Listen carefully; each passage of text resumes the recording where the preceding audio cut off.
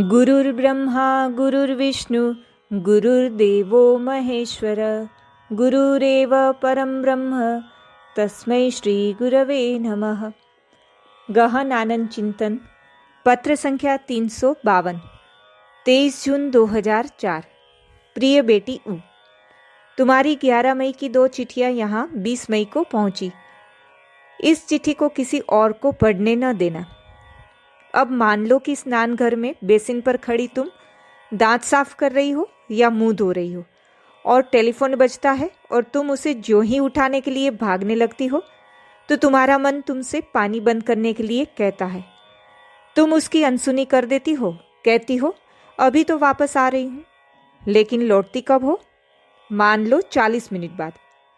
तुम्हारा मन फिर तुम्हें टोकता है, यह क्या किया तुमने? लेकिन तुम्हें उसकी परवाह नहीं। कहती हो तो क्या हो गया, ऐसा तो होता ही रहता है।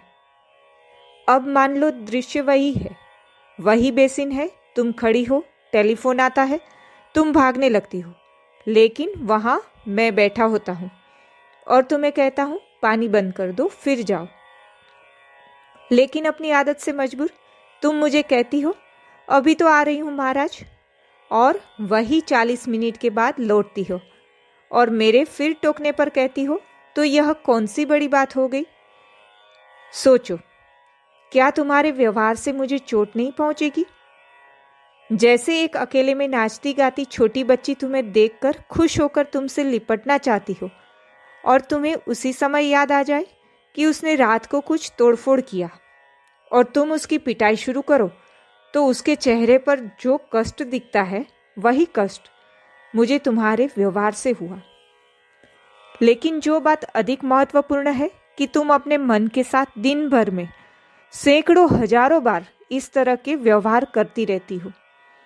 स्वामी विवेकानंद ने कहा है कि ऐसा न करो।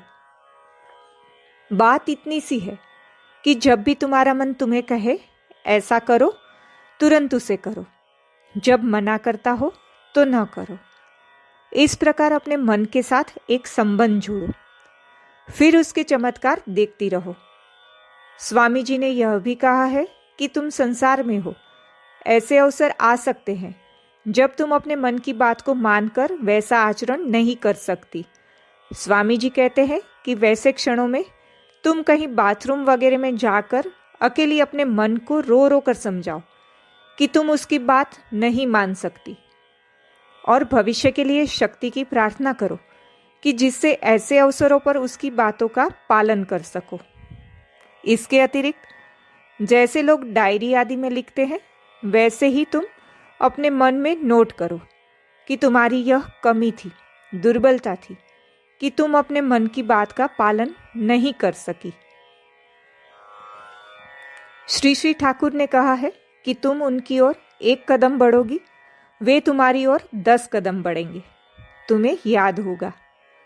अपने मन से इस तरह का व्यवहार आज से शुरू कर दो, फिर देखो भगवान तुम्हारी ओर 10 कदम कैसे बढ़ आते हैं।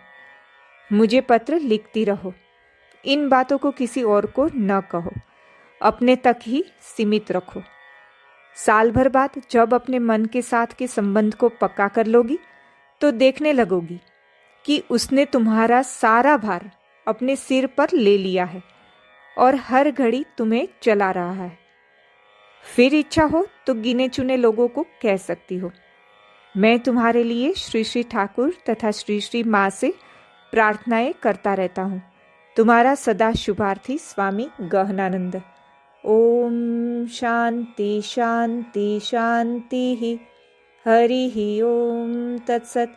श्री राम कृष्णार्पणमस्तु।